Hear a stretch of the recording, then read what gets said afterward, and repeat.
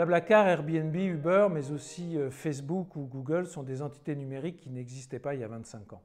En 2018, 194 milliards d'applications ont été téléchargées dans le monde. C'est dire que cette économie numérique fait partie de nos vies, rythme nos existences quotidiennes. En France, 2 Français sur 3 sont des usagers de l'économie dite collaborative. Alors cette économie a une particularité remarquable.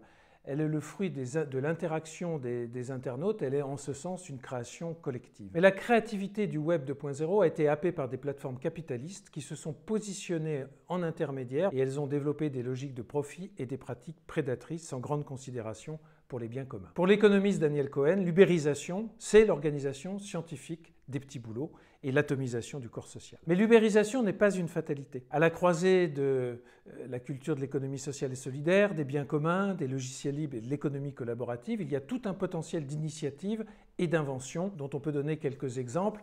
La coopérative des communs en France, par exemple, qui théorise et qui accompagne ces initiatives, mais aussi l'alliance des Sharing Cities. C'est une alliance de villes dans le monde qui veulent résister aux impacts négatifs de l'économie spéculative des plateformes.